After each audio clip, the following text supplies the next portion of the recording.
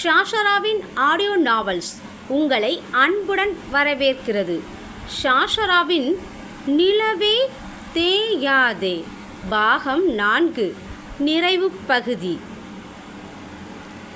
தேன்மொழிதான் விமானத்திற்கு உணவை கொண்டு செல்ல வேண்டுமென்று கடத்தியவர்கள் ஃபோனில் உரைக்க, அதனை கேட்டு அனைத்து அதிகாரிகளும் அதிர்ச்சியுற்றனர். ஃபோனில் பேசியவனோ உங்களுக்கு வேறு ஆப்ஷனே இல்லை என்று கூறி ஃபோன் காலை கட் செய்தான். ஸ்பெஷல் ஆஃபீஸர் கார்த்திகேயனோ உங்கள் ஒய்ஃப் எங்கே இருக்காங்க என்றதும் உடன் வந்திருந்த நிரஞ்சன், சார் நம்ம வெயிட்டிங் ஹாலில் பார்த்த பொண்ணு தான், இன்றைக்கி காலையில் தான் இங்கே வச்சு தான் மேரேஜ் ஆச்சு என்றான். ஏய், அந்த பொண்ணு ஏற்கனவே உடம்பு முடியாமல் இருக்கா, அவளை போய் இவனுங்கக்கிட்ட எப்படி அனுப்ப முடியும்? நாம் இன்னொரு தடவை பேசி பார்க்கலாம். ஐஜியோ, ஆனால் நமக்கு வேறு ஆப்ஷன் இல்லையே. என்ன ஆப்ஷன் இல்லை? அவங்க சொல்கிறதுக்கெல்லாம் மண்டையை மட்டும் ஆட்டுறதுக்கு எதுக்கு ஸ்பெஷல் டீம் ஃபார்ம் பண்ணி இங்கே நாமெல்லாம் உட்காந்துருக்கணும் என்றான் உக்கிரமாய். நிரஞ்சனோ, சார் நாம் ஆத்திரப்பட்டு பேசுகிற நேரம் இல்லை, இப்போது நாம் இதை எப்படி சால்வ் பண்ணுறதுன்னு தான் யோசிக்கணும். ஆமாம், நிரஞ்சன் சொல்கிறது சரிதான். இப்போ முதல்ல அவங்கள அனுப்புவோம், அப்புறம் என்ன பண்ணணும்னு யோசிப்போம். சாப்பாடு கொண்டு போகிற அவங்கள திருப்பி அவங்க அனுப்புவாங்கன்னு என்ன நிச்சயம்? உத்தரவாதம் இல்லை தான், ஆனால் வேறு வழி என்ன சொல்லுங்க என்றார் ஐஜி. மித்ரன் எதுவும் பேசவே இல்லை. அதற்குள் ஐஜி அனுப்பிய ஆள் அவளை அழைத்து வந்திருக்க, அவள் மித்ரனின் முகத்தை ஏறெடுத்து கூட பார்க்கவில்லை. மித்ரனுக்கு மனம் மிகவும் வலித்தது. அவள் எத்தனை பேச்சுக்களை மண்டபத்தில் கேட்டாளோ, எப்படியெல்லாம் துடித்தாளோ. தான் அவளிடம் அப்படி பேசியிருக்கக்கூடாது என்று நினைத்து நொந்து போனான். அவள் இப்போது மிகுந்த மன அழுத்தத்தில் இருக்கிறாள். இந்த நிலையில் இவளை எப்படி அனுப்புவது என்று யோசனையில் இருந்தான். ஐஜி அவளிடம் அவர்கள் கூறியதை கூறவும், சரி நான் கொண்டு போகிறேன் என்று கூறினாள். ஐஜி அவள் அச்சப்படுவாள், அழுவாள், போக மாட்டேன் என்று அடம்பிடிப்பாள். நாம் தான் பக்குவமாய் பேசி சமாதானம் செய்து அனுப்ப வேண்டுமென்று எண்ணியிருக்க, அவள் ஒற்றை வார்த்தையில் சரி என்று கூறவும் அவருக்குத்தான் மயக்கம் வந்தது. நீரை எடுத்து பருகியவர், அம்மா இங்கே பாருமா, நான் என்ன சொல்ல வரேன்னு உனக்கு புரியுதாம்மா? புரியுது சார், நான் சாப்பாடு கொண்டு போய் கொடுக்கணும். அவங்க எனக்கு என்ன வேணாலும் நடக்கலாம், அங்கே அவங்க என்னை என்ன வேணாலும் பண்ணலாம். எனக்கு வாழணுங்கிற ஆசையெல்லாம் ஒன்றும் இல்லை சார். எனக்கு எது ஆனாலும் எனக்காக யோசிக்க யாரும் கிடையாது சார். இந்த அனாதைக்கு என்று கூறும் போதே மொழி என்று கத்தி அடிக்க பாய்ந்தான். நிரஞ்சன் அவனை பிடித்து தடுத்து நிறுத்தினான். நான் இன்னும் சாகலடி, நான் செத்த பிறகு சொல்லு நீ அனாதனு, உனக்கு எதுவும் ஆகிடக்கூடாதுன்னு காலையில் பைத்தியக்கார மாதிரி ஒருத்தன் உனக்கு கல்யாணம் பண்ணி வைக்க கத்திக்கிட்டு இருந்தானே, அவனும் இன்னும் சாகலை, உயிரோட தாண்டி இருக்கான். கோயிலில் உனக்காக சண்டை போட்டாங்களே உன்னோட அத்தை, அவங்களும் இன்னும் சாகலை. ஏன் மொழி, எத்தனை பேர் இருந்தாலும் இந்த வார்த்தை உன்னோட மனசை விட்டு போக மாட்டேங்குது. நான் அந்த அளவுக்கு உன்னோட மனசை தொடலை இல்லை என்றான் மிகுந்த வலியோடு. உன்னோட வாயிலிருந்து இந்த வார்த்தையை கேட்கும்போது நான் ஏன் இன்னும் என்று சொல்லும் போதே அவன் வாயில் கையை வைத்து சொல்லாதீங்க என்று தலையை ஆட்டினாள். உனக்கு வலிக்குது இல்லை, ஆனால் எனக்கு நீ என்ன பேசினாலும் வலிக்காதில்ல. அவள் கண்களில் இருந்து நீர் வடிந்தது. துடைத்து விட்டான். அவள் சாரி என்றாள். அவன் உணவு தயாராகிவிட்டதாக செய்தி வந்ததும் அனைவரும் அவளையே பார்த்தனர். அவள் அவனை பார்த்து கொண்டே சென்றாள். அவன் அவள் கையை பிடித்து, இந்த நிலாவுக்காக மட்டும் இந்த மித்ரன்கிற வானம் எப்பவும் காத்திருக்கும்னு மனசில் வச்சுக்கிட்டு போ என்றான். அவனையே ஒரு நொடி பார்த்து விட்டு சென்றாள். அவள் போன பிறகு யாரையும் பார்க்காது திரும்பிக் கொண்டு கண்களை துடைத்து கொண்டான். அவன் அழுகிறான் என்பது அவன் முன்னாடி இருந்த கண்ணாடி காட்டி கொடுத்தது. ஐஜிக்கு தெரியுமே. அவன் அடிபட்டு ஹாஸ்பிட்டலில் இருந்தபோது ஃபோன் பேசிக்கொண்டிருந்தவளுக்கு திடீரென்று முடியாமல் போக ஏறிக்கொண்டிருந்த ட்ரிப்ஸை உருவி போட்டுவிட்டு கிளம்பியவனை தனியே விடாது டேவிட் அதிகாரியை இவர்தானே உடன் அனுப்பி வைத்தார்.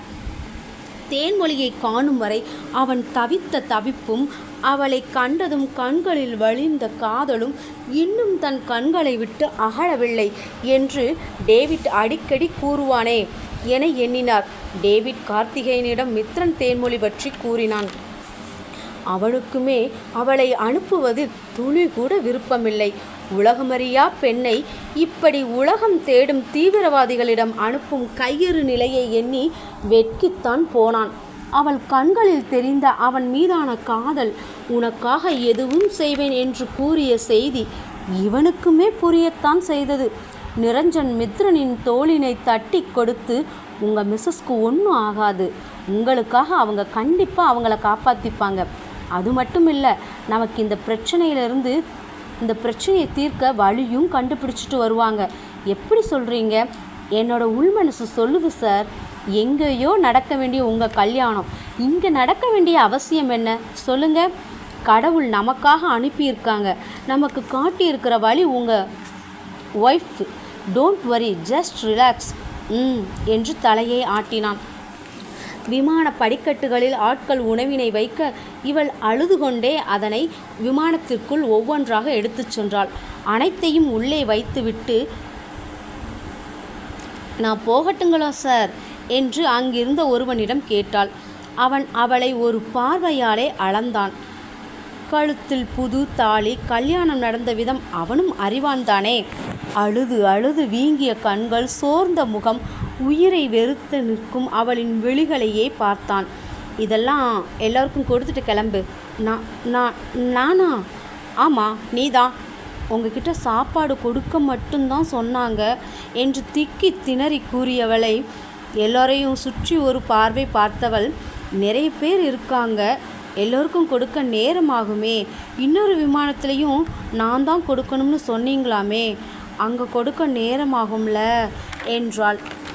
சரி, கொஞ்சம் பேர்கிட்ட கொடு, அவங்க மற்றவங்க கிட்ட சாப்பாடை பாஸ் பண்ணிடுவாங்க என்றவள் சாப்பாடை எடுத்து கொடுக்க முனைய ஒருவன் அவள் கையை பிடித்து இழுத்து பின்னால் வளைத்து, இவ யாருன்னு உங்களுக்கு தெரியுமா?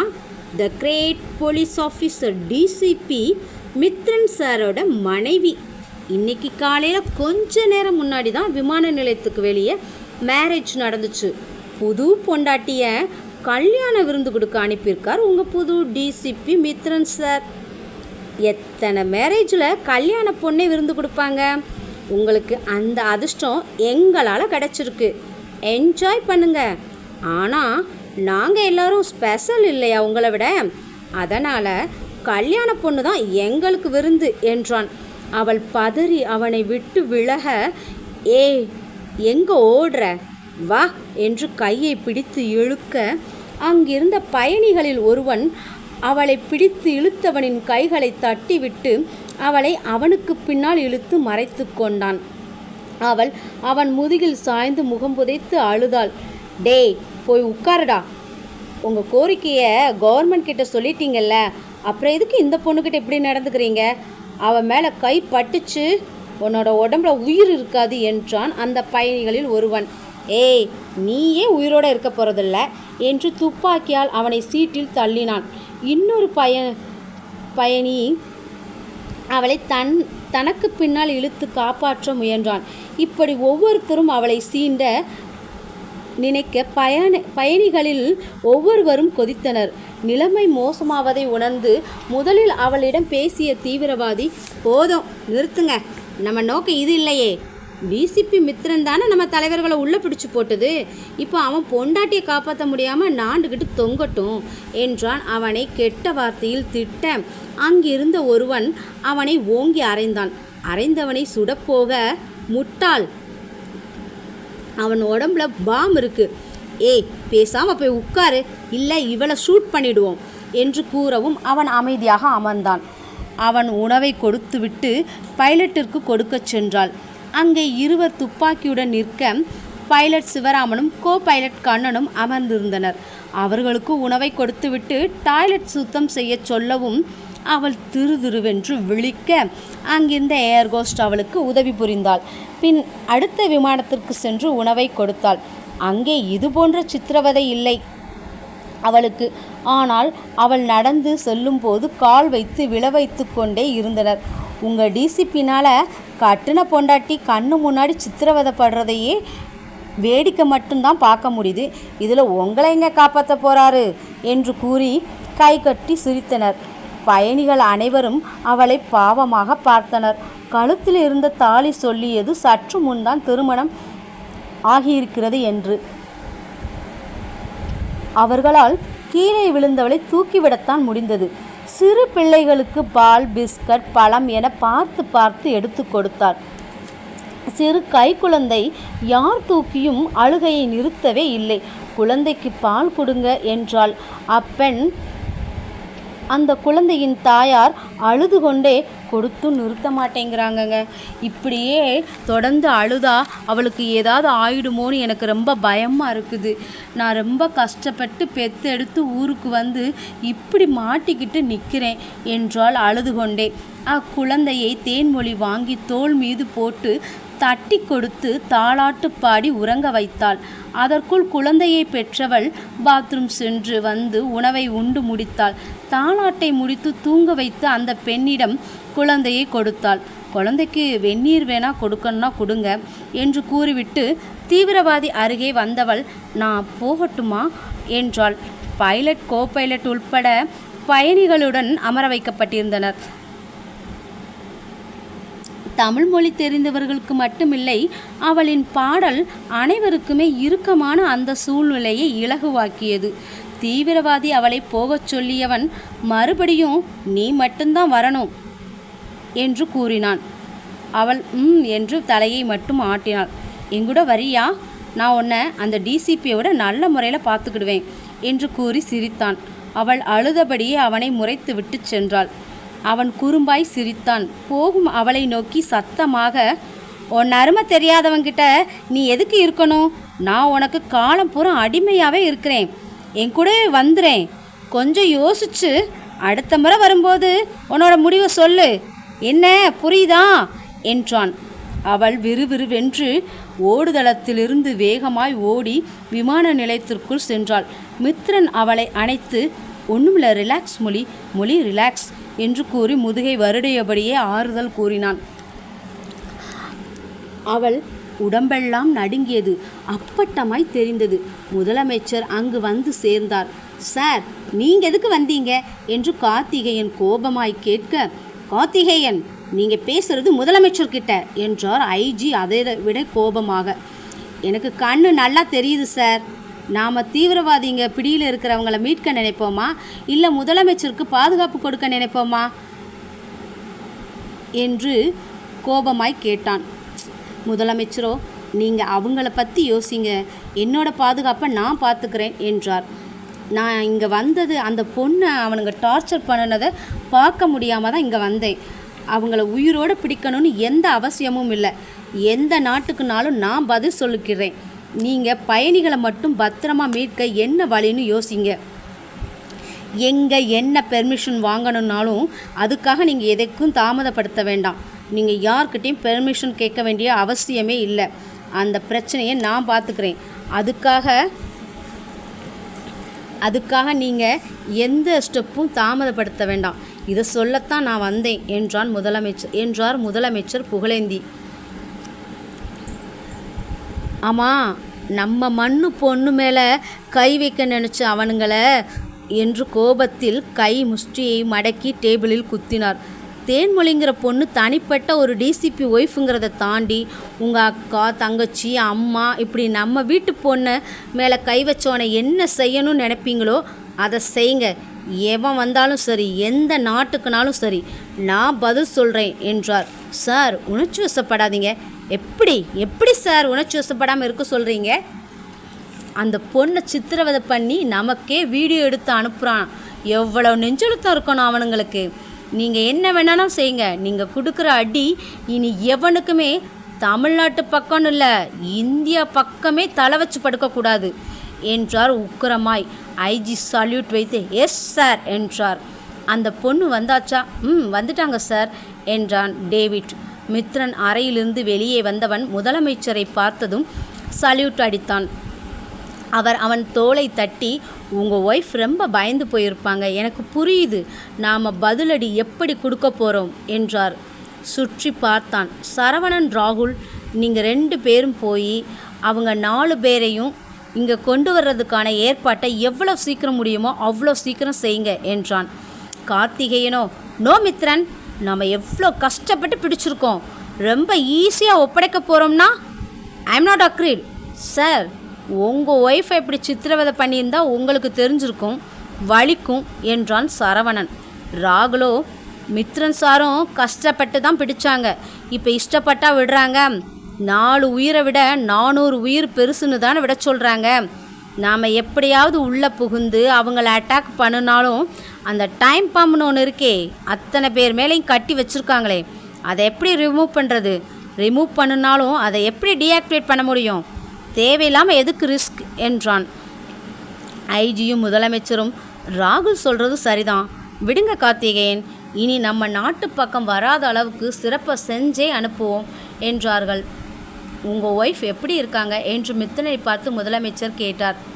1 minute சார் என்று கூறிவிட்டு சரவணன் ராகுலிடம் கண்களை காட்ட அவர்கள் சல்யூட் அடித்து கிளம்பி சென்றனர்.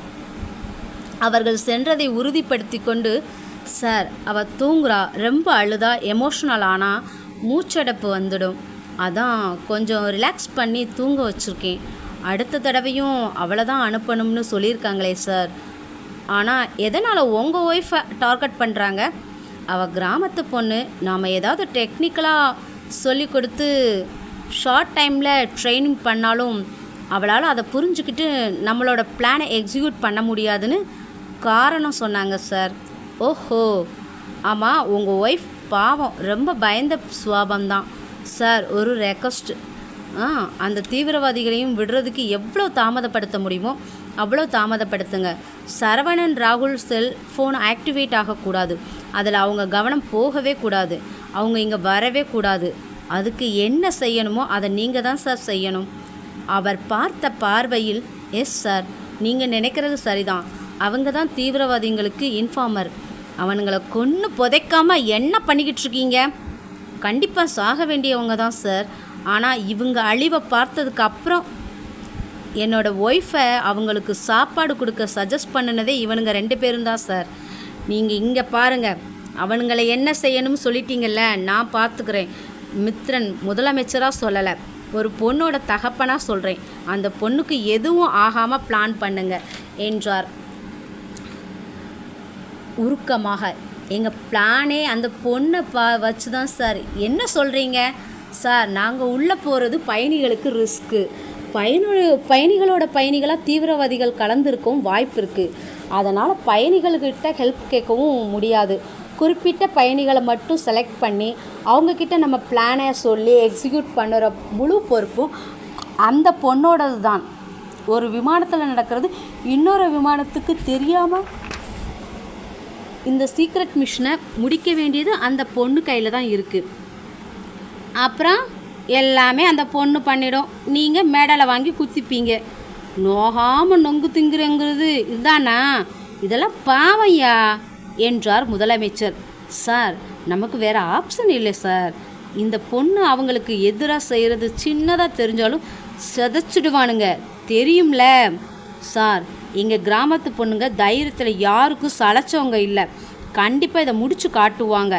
என்ன நிரஞ்சன், சினிமா வசனம் பேசிகிட்டு இருக்கீங்க என்று முதலமைச்சர் புகழேந்தி கூறிக்கொண்டு இருக்கும்போதே தேன்மொழி எழுந்து முகத்தை கழுவி கொண்டு வந்தாள்.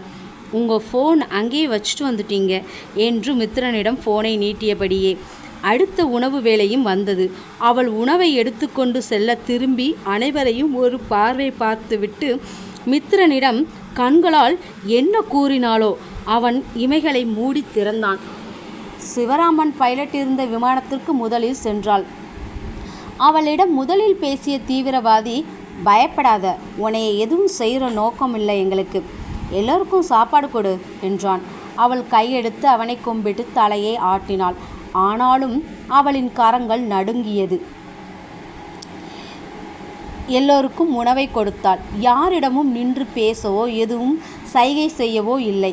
தங்களின் தேர்வு சரி என்றே நம்பினர் தீவிரவாதிகள். பைலட் இருந்த இடத்திற்கு செல்ல நினைக்க முதலில் அவளிடம் பேசியவன், என்னோட வந்துடு, இந்த தடவை உன்னை நான் திருப்பி அனுப்ப போகிறதில்ல என்றதும் பயந்து பின்வாங்கினாள். இந்த தமிழ்நாட்டு பைங்கிலியை தூக்கிக்கிட்டு பறந்து போக போகிறேன் என்றான். அவன் கண்களில் அத்தனை காதலோடு, அவன் கண்களில் காமமில்லை. அவள் எனக்கு கல்யாணம் ஆயிடுச்சு என்றாள். அதான் தெரியுமே, நீ என் பக்கத்தில் இருந்தால் போதும், உனக்கு விருப்பம் இல்லைனாலும் நான் உன்னை கொண்டு போகத்தான் போகிறேன் என்றான் கிறக்கமாக. இவள் கண்டுகொள்ளாது உள்ளே சென்று அங்கிருந்த 4 உணவை கொடுத்தாள். கோபைலட் கண்ணன் அவளிடம் வலிந்து கொண்டு நிற்க சிவராமன் கண்ணனை அதட்டினான். நாம தான் கொஞ்ச நேரத்தில் சாக போகிறோமே, கொஞ்சமாச்சும் ஜாலியா என்று இழுக்க மற்ற 2 தீவிரவாதிகளும் அவளை நெருங்க சிவராமன் தடுக்க பார்க்க 2 தீவிரவாதிகளும் அவளை பிடித்து கொள்ள கண்ணன் அவள் கன்னங்களை பிடித்து முத்தமிட துணிந்தான். அவள் கைகளால் வாயோடு பிடித்து அவனை தள்ளிவிட அவன் கோபத்தில் தலைமுடியை பிடித்து அவளை முட்ட வைக்க நினைக்க அவன் சுருண்டு விழுந்தான். சிவராமனை துப்பாக்கி முனையில் ஒருவன் நிறுத்த இன்னொருவன் என்ன ஆயிற்று என்று பார்க்க வர அவனையும் தாக்கினாள். அந்த நேரத்தில் சிவராமனும் நொடிப்பொழுதில் 3 பேரும் பேச்சு மூச்சற்று விழுந்து கிடந்தனர். அவர்களிடமிருந்து துப்பாக்கியையும் ஒருவனிடந்து டைம்பாம் ரிமோட்டையும் எடுத்து தன் பாக்கெட்டில் வைத்து கொண்டான். உனக்கு ஒன்றுமில்லையே? இல்லைண்ணா, இப்போ நாம் என்ன பண்ணுறது? நான் ஏற்கனவே எல்லோருக்கும் சிக்னல் கொடுத்துட்டேன், இன்னொரு எல்லாரையும் லாக் பண்ணியிருப்பாங்க என்றாள். அவன் எப்படி என்று கேட்க, உங்களுக்கு எப்படி விரலால் எழுதி காட்டினேனோ அதுபோல தான் என்றால் லேசாய் எட்டி பார்த்தபடியே. அங்கே தீவிரவாதிகள் அனைவரும் பயணிகள் இருவரின் நடுவே ஒருவர் மாட்டிக்கொள்ள இன்னொருவர் அவர்களின் கையில் இருந்த துப்பாக்கியை பறித்திருந்தனர். அவர்களிடமிருந்து துப்பாக்கி பறிக்கப்பட்டது உறுதி செய்து பெண்கள், குழந்தைகள், வயதானவர்கள் என அனைவரும் முதலில் விமானத்திலிருந்து இறங்க வேண்டும், இன்னும் சிறிது நேரம் கழித்து தகவல் வந்த பிறகு என்று கூறி அனைவரையும் சிவராமனும் தேன்மொழியும் இழுத்து சென்று பைலட் அறையில் போட்டனர். எல்லாம் முடிந்து தேன்மொழி சென்ற 10 நிமிடம் கழித்து அனைவரையும் இறங்கச் சொன்னார்கள். அவள் அடுத்த விமானத்திற்கு செல்ல அவள் சிக்னல் காட்டியதும் ஒருவரை ஒருவர் கட்டிக்கொண்டு அழுவது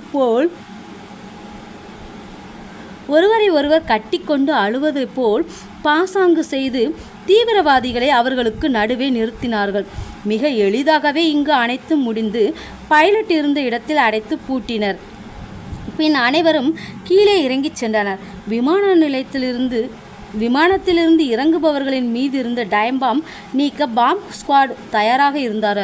ஒவ்வொருவரையும் அனுப்பி பாதுகாப்பாக இறக்கி பாம் நீக்கி அனுப்பி கொண்டிருந்தனர். 2 விமான பைலட்களும் காவல் அதிகாரிகளிடம் நடந்தவற்றை கூறி பைலட் அறையில் அனைவரையும் அடைத்து வைத்திருப்பதாக கூறினர். சரி, பயணிகள் அனைவரும் இறங்கிய பின் அவர்களை சென்று கவனித்து கொள்ளலாம் என்று எண்ணியிருந்தனர்.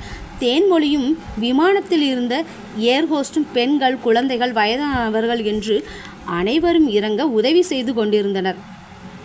இறுதியாக 4 பேர் இருந்தனர். அடுத்த விமானத்தில் 5 பேர் இருந்தனர். அனைவரும் இறங்கிய அடுத்த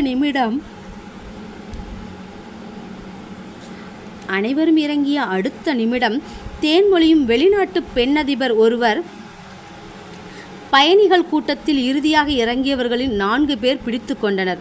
மீதி 3 பேர் கைகளில் ஹேண்டிகேப் ஸ்டிக்கை துப்பாக்கியாக்கி துப்பாக்கி முனையில் நிறுத்தினர். வெளிநாட்டு பெண் அதிபருக்கு ஏதேனும் நேர்ந்தால் நீங்கள் அந்த நாட்டுக்கு பதில் சொல்லி ஆகணும்.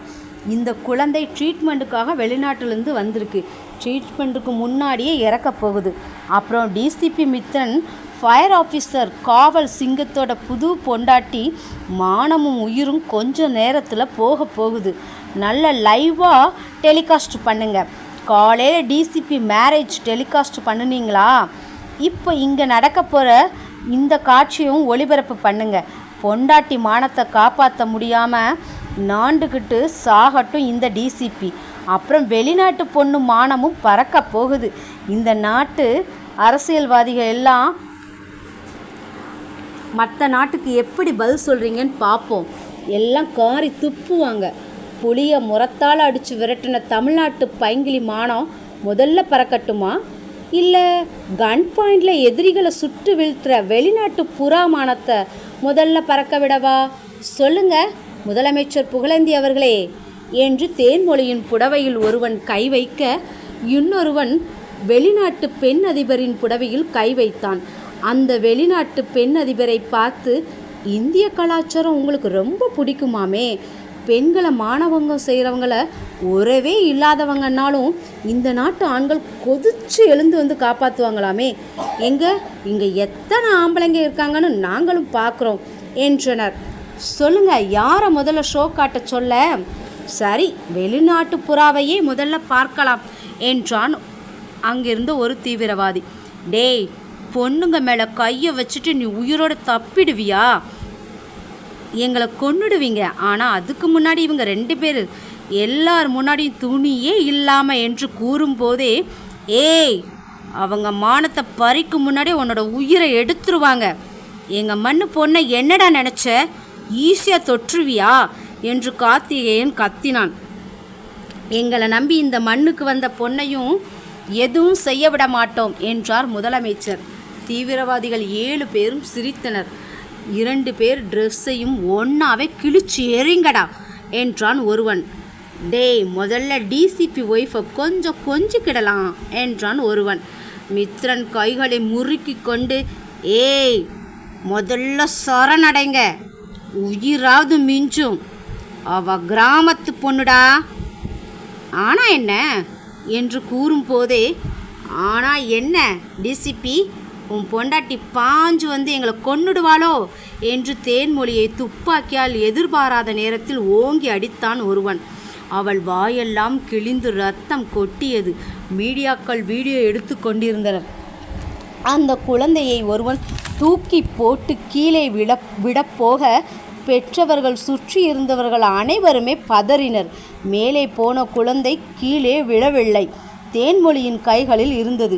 குழந்தையை தூக்கி போட்டவன் என்ன நடந்தது என தெரியவில்லை, கீழே விழுந்திருந்தான். ஒருவன் முடியை கொத்தாக பிடித்து விமான படிக்கட்டுகளில் முட்ட வைத்தான் தேன்மொழியை. அவளிடமிருந்து அப்போதும் குழந்தையை வாங்க முடியவில்லை அவனால். திடீரென்று குழந்தையை தூக்கி எறிந்தாள் சிவராமனை நோக்கி. சட்டென்று சிவராமன் ஓடி வந்து குழந்தையை பிடித்து பெற்றவர்களிடம் கொடுத்தான். அவனை நோக்கி துப்பாக்கியை திருப்ப அவனின் கைகளை பிடித்தபடியே அவள் கீழே சரிந்தாள். துப்பாக்கி பிடித்திருந்தவனும் விழுந்தான் மூச்சற்று. அவள் இரத்த வெள்ளத்தில் துடித்து கொண்டிருந்தாள். பார்ப்பவர்கள் அத்தனை பேர் கண்களிலும் கண்ணீர் கொட்டியது. என்ன டிசிபி, உன் பொண்டாட்டி மானம் போனாலும் பரவாயில்ல, அவளோட வாழணும்னு நினச்சிக்கிட்டு இருப்பேல்ல, இப்போ உயிர் போக போகுது, கூடவே மானமும் என்று கூறி உயிருக்கு துடித்து கொண்டிருந்தவளின் முந்தானையை பிடித்து இழுத்தான். கண்ணிமைக்கும் நேரத்தில் தீவிரவாதிகள் அத்தனை பேரும் மடிந்து விழுந்தனர். வெளிநாட்டு பெண் அதிபரை பார்த்து, உங்களுக்கு ஒன்றும் ஆகலையே என்று கூறியபடியே கேட்டபடியே கீழே விழுந்தாள் தேன்மொழி. அவளை அந்த வெளிநாட்டு பெண் அதிபர் தாங்கவும் அத்தனை அதிகாரிகளும் ஓடி வந்தனர். மித்ரன் அவளை கைகளில் வாங்கி நெஞ்சோடு அணைத்து மொழி மொழி என்றான். நெஞ்சில் வலியோடு அவள் மெல்ல கண்களை திறந்து பார்த்தாள். இந்த நிலா எப்பவும் தேய்ந்த நிலாதான், இனி தேய்பிரையே இல்லை, வெறும் அமாவாசை மட்டும்தான் இல்லை என்று கூறியபடியே கண்கள் மூடியது, கழுத்து தொங்கியது. மழை கொட்டி தீர்த்தது. ஒரு காவல் அதிகாரி ஐஜி காதில் விமானத்தில் இருந்த தீவிரவாதிகள் அனைவரும் இறந்து கிடப்பதாக கூற, அவர் முதலமைச்சரின் காதுகளில் கூற, மீடியாவுக்கு தெரிய வேண்டாம், ஹாஸ்பிட்டல் கொண்டு போகிறது போல் கொண்டு போய் பாம் பிளாஸ்ட் பண்ணிருங்க, இடையிலேயும் அவங்க ஆளுங்களே அவங்கள கொன்னுட்டதா நியூஸ் கொடுங்க என்றார். அவர் சல்யூட் வைத்து கடமையை நிறைவேற்ற கிளம்பினார். மித்ரன் அருகில் வந்தவர், மித்ரா ப்ளீஸ், ஃபார்மாலிட்டிஸ் முடிக்கணும், ஆம்புலன்ஸில் நீயும் போ, நாங்கள் இங்கே பார்த்துக்கிறோம் என்றார். அவன் அளவில்லை, அவளையே நெஞ்சோடு அணைத்து பார்த்து கொண்டிருந்தான். ஸ்ட்ரெச்சரில் வைத்து அவளை கொண்டு செல்ல அவனும் பின்னோடு ஏறினான். உடன் சிவராமனும் நிரஞ்சனும் ஏறினார்கள். தேன்மொழி இந்த உலகத்தில் இல்லை என்று மருத்துவர் கூறியதை கேட்டு அங்கிருந்த அனைவரும் கண்ணீர் வடித்தனர். இன்னொரு விமானத்தில் இருந்த ஜான், பைலட், கோபைலட் உசைன் இருவரும் தேன்மொழி தங்களுக்கு தாலாட்டு பாட்டின் மூலமாக திட்டம் போட்டு கொடுத்ததையும் தாங்கள் எப்படி செயல்படுத்துவது, எப்போது செயல்படுத்துவது என்று அவள் கூறிய விதம் என்று ஐஜியிடம் விளக்கி கொண்டிருந்தனர். தீவிரவாதிகள் தாக்கிய பயணிகள் அனைவரையும் விசாரித்தனர்.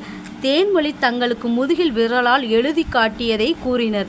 விமானத்திற்குள் நடந்தவற்றை கேட்ட ஐஜியும் முதலமைச்சரும் ஸ்தம்பித்து போயினர். சிறு பெண், உலகம் தெரியாதவள், அவளுக்கு தெரிந்த விதத்தில் எத்தனை எளிதாக இந்த பிரச்சனையை தீர்த்து வைத்திருக்கிறாள்.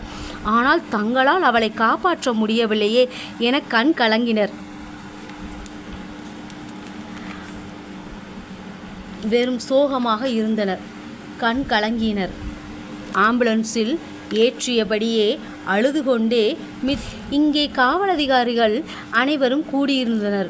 முக்கிய பொறுப்பில் இருப்பவர்களுடன் முதலமைச்சர் புகழேந்தி அவர்களும் கூட்டத்தில் பங்கு பெற்றிருந்தார். ஐஜி கூட்டத்தில் முதலில் பேச்சை தொடங்கினார்.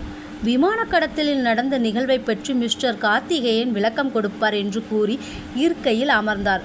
சிறப்பு அதிகாரி கார்த்திகேயன் இருக்கையிலிருந்து எழுந்து நடந்ததை பற்றி கூறத் தொடங்கினார். 2 விமானங்களும் தீவிரவாதிகளின் வசம் பிடிபட்டு விமான நிலையத்தில் நிறுத்தி இருப்பதாக தகவல் வந்ததும் நாங்கள் இதுக்காக ஒரு சிறப்பு டீம் ஃபார்ம் பண்ணோம். இதில் முக்கிய பொறுப்பு எனக்கும் மிஸ்டர் மித்ரனுக்கும் வழங்கப்பட்டது. பொறுப்பை ஏற்றுக்கொண்ட மித்ரன் தன்னோட கல்யாணத்துக்கு கூட செல்ல முடியாத ஒரு நெருக்கடியான சூழ்நிலை. வெறும் கடத்தல் மட்டும் என்றால் நாங்கள் ஏதேனும் திட்டமிட்டு மீட்க முயற்சி செய்திருப்போம். ஆனால் 400 பயணிகளின் உடம்பிலும் டைம் பாம் கட்டி வச்சுருந்தாங்க.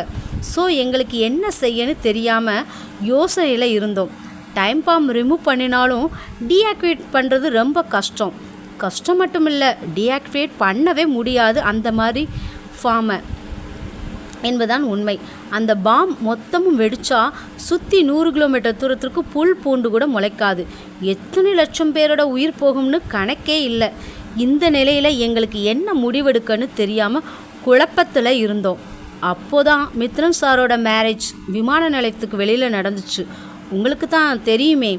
ஆமாம், தரையில் நின்று தற்கொலை பண்ணிப்பேன்னு மிரட்ரோனுக்கு பதறி போய் ஆறுதல் சொன்னார்ல நம்ம ஐஜி என்று நக்கலாக முதலமைச்சர் கூறவும் அனைவரும் ஐஜியை பார்த்து சிரிக்கவும், ஐஜி சார், ஏற்கனவே விமான கடத்தல் டென்ஷனில் இருந்தேன், அந்த பையன் வேற செத்துருவேன்னு சொல்லவும் ஒரு உயிர் போயிருமேன்னு அக்கறையில் அப்படி நடந்துக்கிட்டேன் சார் என்றார்.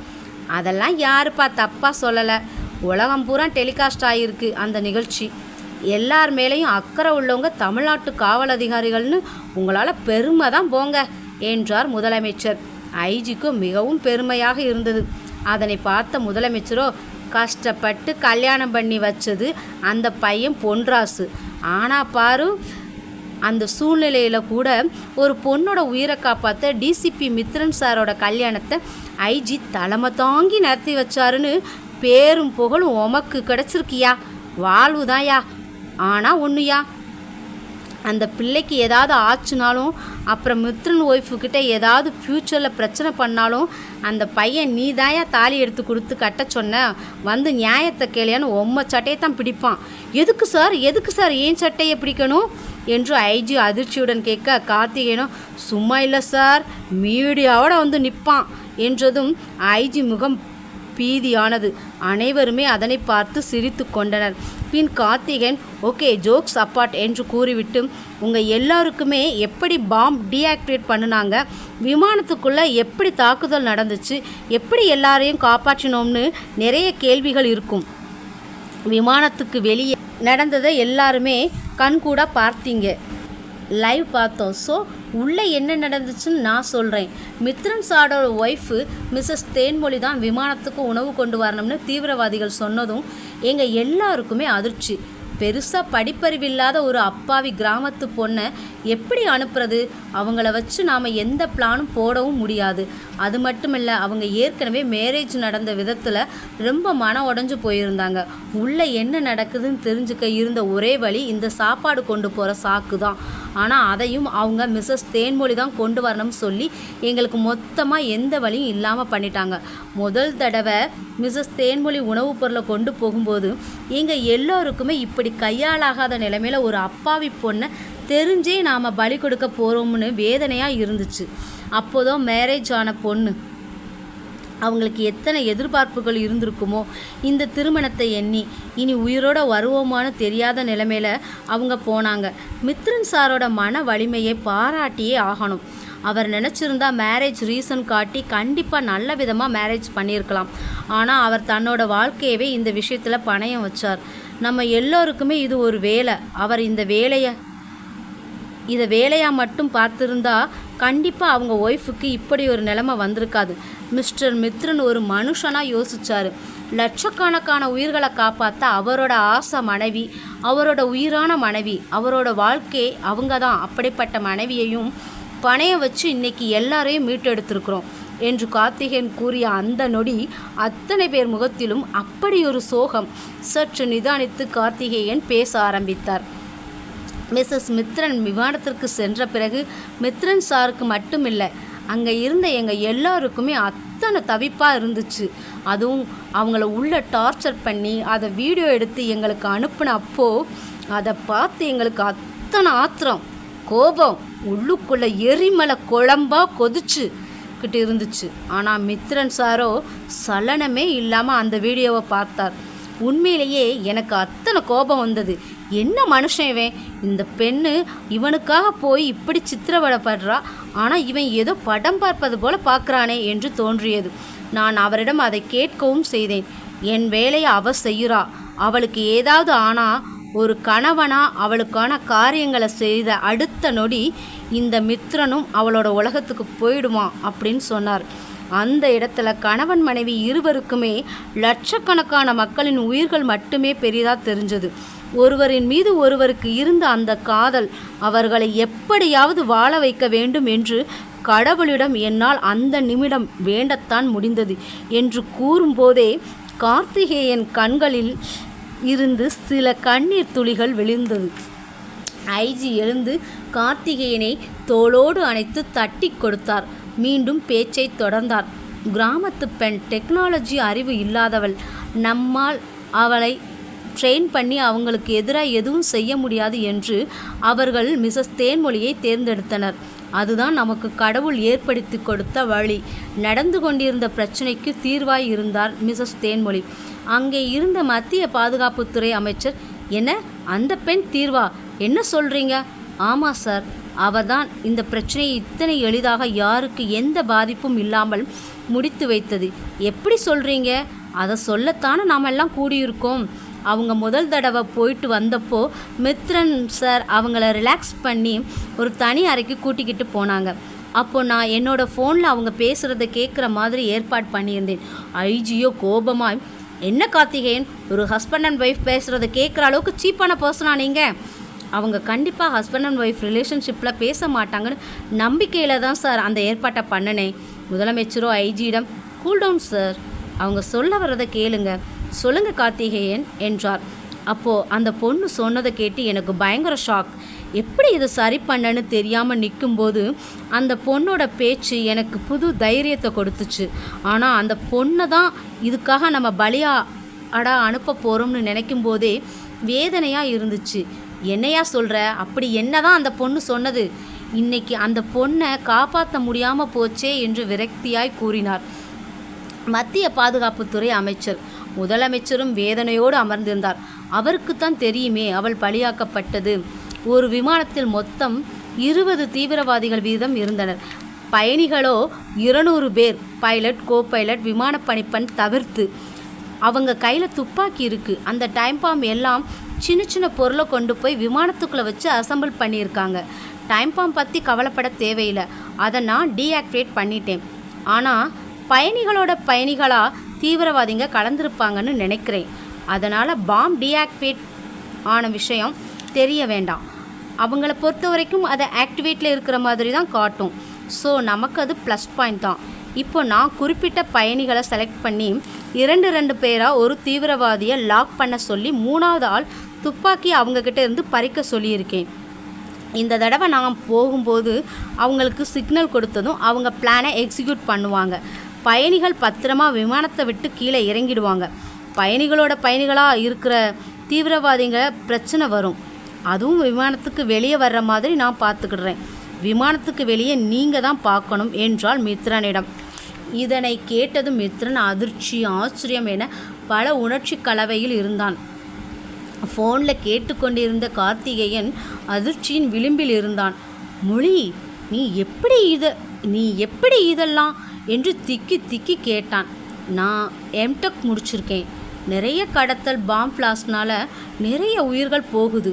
அதை தவிர்க்கத்தான் நான் அலைகள் மூலமாகவே கதிர்வீச்சுகள் மூலமாகவே எப்படிப்பட்ட பாமையும் டீஆக்டிவேட் பண்ணுற மிஷின் கண்டுபிடிச்சேன். அதை எந்த சேஃப்லனாலும் எதுக்குள்ளே வச்சுனாலும் ஆப்ரேட் பண்ண முடியும். கிட்டத்தட்ட மினி கேமரா போல். இதை எந்த மிஷினாலையும் கண்டுபிடிக்க முடியாது நாம் வச்சுருக்கிறத. நான் என்னோடய வளையலில் செட் பண்ணியிருந்தேன். எனக்கு தெரியும் கல்யாணத்துக்கு நீங்கள் வரமாட்டீங்கன்னு. என்னோடய மாமா நீங்கள் இருக்கிற இடத்துக்கு என்னை எப்படியும் கூட்டிக்கிட்டு வருவாங்கன்னு தெரியும். அதனால தான் வளையலில் செட் பண்ணிவிட்டு வந்தேன். நமக்கு மேரேஜ் நடந்து நான் வெயிட்டிங் ஹாலில் இருக்கும்போதே பாமை டீஆக்டிவேட் பண்ணிட்டேன்.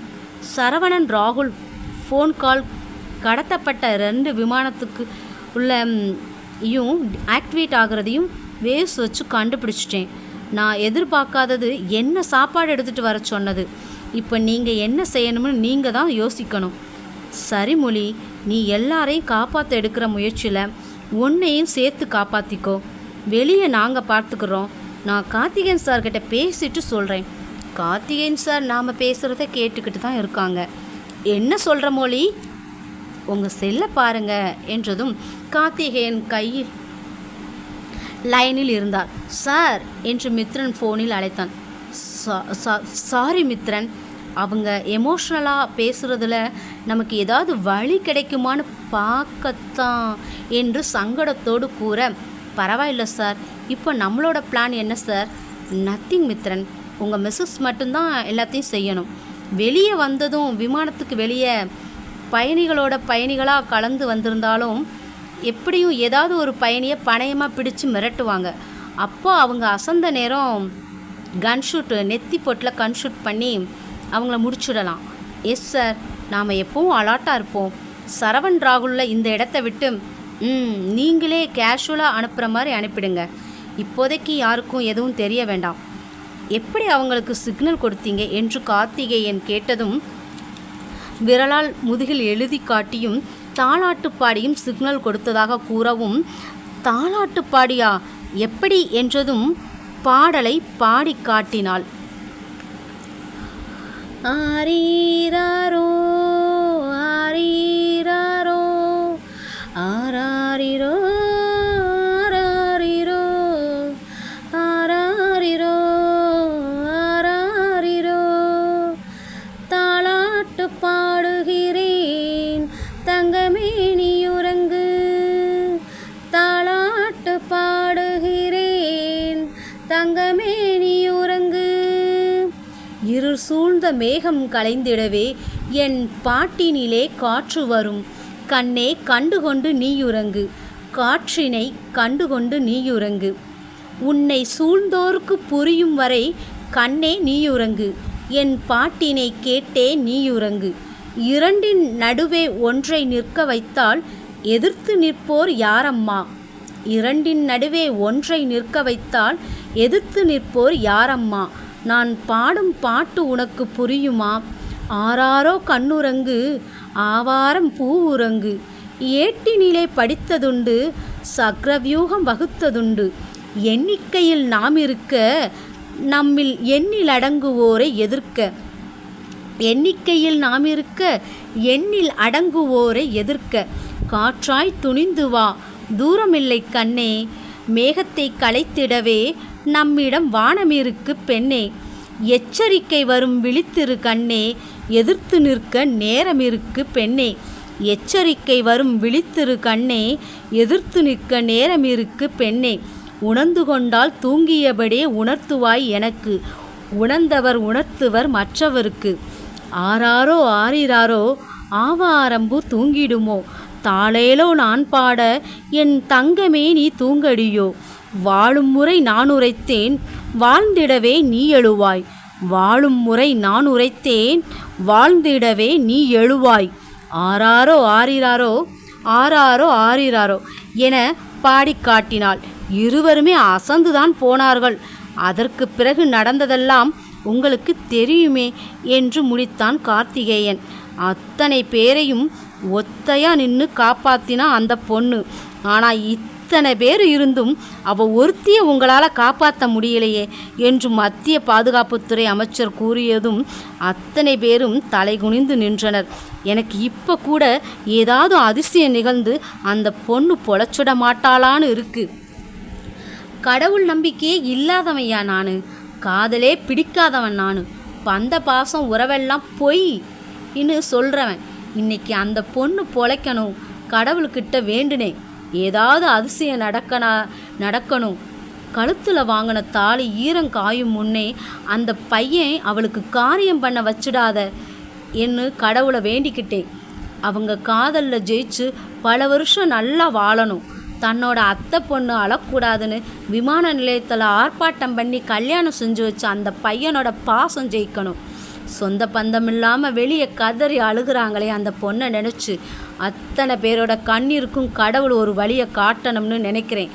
கண்ணீர் விட்டு அழுதா கடவுள் மன இறங்கி கேட்டதை கொடுப்பாருன்னு நிறைய பேர் சொல்லி கேட்டிருக்கேன். இத்தனை பேர் கண்ணீர் வடிக்கிறோம், கடவுள் மனசை இறங்கி அந்த பிள்ளைக்கு உயிர் கொடுக்க மாட்டாரா என்று கதறி அழுதார். சார், எமோஷனல் ஆகாதீங்க என்றார் ஐஜி. முடியலையா? அமைச்சராக அழுகலை, நான் சக மனுஷனா என்னால் தாங்கிக்க முடியலை. எத்தனை உசுரை காப்பாற்றி கொடுத்துருக்க அந்த பொண்ணு, அதுக்கு ஈடாக கடவுள் அந்த ஒத்த உசுரை எடுத்துக்கிடாருமா? வாழ்ந்து முடிச்ச உசுறு எத்தனை இருக்குது, வாழ தகுதி இல்லாதவன் உசுறு எத்தனை இருக்குது, எடுத்துக்கிட வேண்டியதானையா கடவுள். சார் ப்ளீஸ் எமோஷனல் ஆகாதீங்க, ப்ளீஸ் சார் எமோஷனல் ஆகாதீங்க என்றார். அப்போது ஐஜிக்கு ஒரு ஃபோன் கால் வந்தது. என்னது, அப்படியா? சரி, எதுனாலும் கேளுங்க, ஏற்பாடு பண்ணுறோம் என்றார் சந்தோஷ கண்ணீரோடு. முதலமைச்சர் என்னவென்று பார்க்க, சார் அந்த பொண்ணுக்கு உயிர் இருக்குதான் சார். என்னையா சொல்கிற என்று அவரும் உணர்ச்சி வசப்பட்டு கேட்டார். மீட்டிங் ஹாலில் இருந்த அனைவருமே அதிர்ச்சியும் ஆனந்தமும் கண்ணீரோடு எழுந்து நின்றனர். ஐஜி வாயிலிருந்து என்ன வார்த்தை வருகிறது என்று பார்த்தபடியே பின் ஹாஸ்பிட்டலில் உள்ள டீனுக்கு ஃபோன் செய்து, இங்கே பாரியா, அந்த பொண்ணு உயிர் பொழைக்கணும், நீ எங்கேருந்து மருந்து வேணும், எந்த நாட்டு டாக்டர் வேணும்னாலும் சொல்லு, நான் என்னோட சொந்த செலவில் ஏற்பாடு பண்ணுறேன் என்றார் முதலமைச்சர். தேவைப்பட்டால் கேட்குறேன் சார். ஏற்கனவே மத்திய பாதுகாப்புத்துறை அமைச்சர் கால் பண்ணி அந்த பொண்ணு இறந்ததை டிவியில் பார்த்தேன். பட் நீங்கள் இன்னொரு தடவை செக் பண்ணி ட்ரீட்மெண்ட் கொடுங்க, எதுனாலும் கவர்மெண்ட் மொத்த செலவையும் ஏற்றுக்கும். உயிர் பொழைச்சா கொஞ்ச நாள் யாருக்கும் தெரிய வேண்டாம்னு சொன்னாங்க சார். ஓ அப்படியா என்று ஐஜி மிக நன்றி உணர்ச்சியோடு மத்திய அமைச்சரை பார்த்து கொண்டே, சரி நீங்கள் அந்த பொண்ணை பொழைக்க வச்சா போதும், பாதுகாப்பு ஏற்பாடை நாங்கள் பார்த்துக்கிடுறோம் என்றனர். இங்கே மித்ரன் ஆம்புலன்ஸில் தேன்மொழியோடு அவள் கைகளை பிடித்து கொண்டு, ஏன் மொழி என்னை அனாதையாக விட்டுட்டு போகிற, அனாதையாக வாழுறது எவ்வளோ கஷ்டம்னு உனக்கு தெரியும்ல, சொல்லு, உனக்கு தெரியும்ல, அப்புறம் ஏண்டி இந்த வழியை எனக்கு கொடுக்க நினைக்கிற? நீ இல்லாத இந்த வானம் இருளாக இருக்காதுடி, இல்லாமலே போயிடும். பரவாயில்லையா மொழி, சொல்லு மொழி, உன்னோட பொன்ராசு மாமா என் தேனுவை காப்பாற்ற முடியலை, நீ எல்லாம் என்னடா போலீஸுன்னு கேட்பானேடி. நான் என்னடி பதில் சொல்ல? கட்டுன பொண்டாட்டியை முழுசாக ஒரு நாள் கூட உன்னால் பத்திரமாக பார்த்துக்க முடியலை, நீ ஏண்டா உயிரோடு இருக்கன்னு கேட்பானே மொழி, சொல்லு மொழி, நான் என்ன பதில் சொல்ல என்று கூறி அவள் முகத்தில் 2 கைகளாலும் தாங்கி கொண்டு கதறி அழுதான். அவனது அழுகை அமர்ந்திருந்த இருவரின் நெஞ்சையும் பதற வைத்தது. சற்றென்று அழுது கொண்டிருந்தவன் அவளை கட்டி கொண்டு, நீ எழுந்திரிச்சு வா மொழி, நீ எழுந்திரிச்சு வா, நம்ம சந்தோஷமாக வாழணும், இல்லைனா உன் கூடவே நானும் வரேண்டி, சொல்லு மொழி, நீ வரியா இல்லை நான் வரவா என்று அவளை உலுக்கினான். சார் என்று இருவரும் பதறினர். அப்போது அவள் வேகமாக மூச்சை இழுத்து விட்டாள். அவ்வளவுதான். ஆம்புலன்ஸ் ஜெட் வேகத்தில் பறந்தது ஹாஸ்பிட்டலை நோக்கி. அதனை விட வேகமாக மருத்துவமனைக்கு கட்டளைகள் இடப்பட்டது. இப்போது அவசர சிகிச்சை பிரிவில்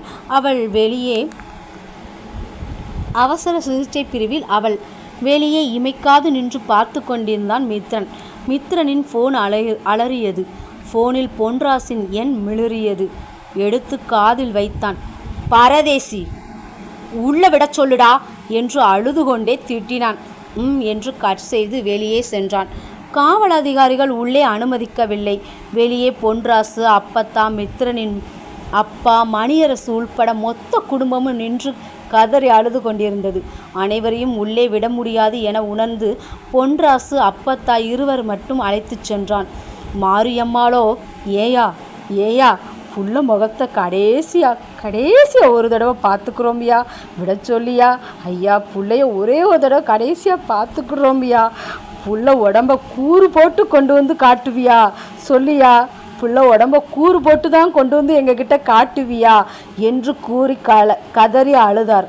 அத்தனை பேரும் அழுதனர். அவள் இறந்து விட்டாள் என்று எண்ணியபடியே மீடியாக்காரர்களும் கூடியிருந்தனர். அவன் ஒன்றும் கூறாமல் இருவரை மட்டுமே அழைத்து கொண்டு உள்ளே சென்றான். மித்திரனின் அப்பா அனைவரையும் அழைத்து கொண்டு மித்திரனின் காவலர் குடியிருப்புக்கு கூட்டிச் சென்றார். உள்ளே வந்த பொன்ராசு மித்திரனின் சட்டையை பிடித்து, ஏண்டா எங்கள் ஊருக்கு வந்த கரகம் பிடிச்சவனே, ஏண்டா வந்த, தேனுவை கல்யாணம் பண்ணிக்கிறேன்னு ஏண்டா சொன்ன, ஏண்டா கல்யாணத்துக்கு வராமல் போன, உனக்கு ரொம்ப நெஞ்சொழுத்தண்டா, அவளை எப்படிடா உசுரே இல்லாமல் பார்த்துட்டு இன்னும் உசுரோட நிற்கிற, எனக்கு முடியலையேடா, எனக்கு முடியலையே, என் தேனு வேண்டான்னு சொன்னாலும் நானே தாலியை கட்டிட்டு அவள் காலில் விழுந்துனாலும் சமாதானம் பண்ணியிருக்கணும்டா, உன்னை மேலே ஆசைப்பட்டான்னு உங்ககிட்ட தூக்கி கொடுத்தா நீ எமங்கிட்ட தூக்கி கொடுத்துருக்க என் தேனுவை, எப்பட்றா உன்னால் என் முன்னாடி நிற்க முடியுது. ஐயா பொன்ராசு, அவனே நொந்து போயிருக்கான், நீயும் பேசி நோகடிக்காதையா. ஏ கிழவி, ஏதாவது சொன்ன என் தேனுக்கு துணையாக உன்னையும் அனுப்பிடுவேன் பார்த்துக்கோ என்றான் கோபத்தோடு. சிவராமனும் நிரஞ்சனும் பொன்ராசிடமிருந்து மித்திரனை பிரித்து, சார் அவங்களுக்கு ட்ரீட்மெண்ட் போய்கிட்டு இருக்கு, ஏற்கனவே சார் அவங்களுக்கு ஏதாவது ஆயிருமோன்னு பயத்தில் நானும் உன் கூடவே வந்துடுறேன்னு புலம்பிக்கிட்டு இருக்காங்க, நீங்கள் வேற ஏன் இப்படி பண்ணுறீங்க என்றனர். பொன்ராசு அதனை கேட்டு மித்திரனை பார்க்க, மித்திரன் என்னடா பார்க்குற, அவளுக்கு எதுவும் ஆகாது, அவள் கூட நான் சந்தோஷமாக வாழ்கிறத பார்த்து பொறாமப்படுவடா, நீ நம்ம கட்டிக்காமல் போயிட்டோமே அப்படின்னு பொறாமப்படுவ, அவள் உடம்புலேருந்து உசுறு போச்சுன்னா இந்த மித்திரன் உன் முன்னாடி நிச்சயமாக உயிரோட நிற்க மாட்டேன்டா என்று எனக்கு அந்த தைரியம் இல்லைடா என்று கூறி அழுதான். பொன்ராசோ அண்ணே என்று கூறி அவனை கட்டி பிடித்து கொண்டு, அப்படி சொல்லாதனே, அவளுக்கு ஒன்றுமே ஆகாதுனே என்று கூறினான். பொன்ராசு, உனக்கு ஒன்று தெரியுமா, மொழி உனக்கு ஏதாவது ஆச்சுன்னா உன்னோட மாமா என்னைய கொன்னுடுவான்னு சொன்னேன், அப்போதான் அவளுக்கு மூச்சு வந்துச்சு, என் மொழி என்னைய உங்ககிட்ட இருந்து காப்பாற்றுறதுக்குனாலும் கண்டிப்பாக பொழைச்சி வருவாடா, ஏன் மாமா என் புருஷனை மிரட்டுறன்னு வந்து உன்னைய சொட்டையை பிடிச்சு கேட்பாடா என்றான். பொன்ராசோ, என் தேனி எப்பவும் என் பக்கம்தான் என்று முகத்தை திருப்பி கொண்டான். அவள் வரவும் வேணும்னா பாரு என்றான். தன் பேத்தி பிழைக்க இன்னும் வாய்ப்பு இருக்கு என்றவுடன் அப்பத்தா கொஞ்சம் நிம்மதி அடைந்தார்.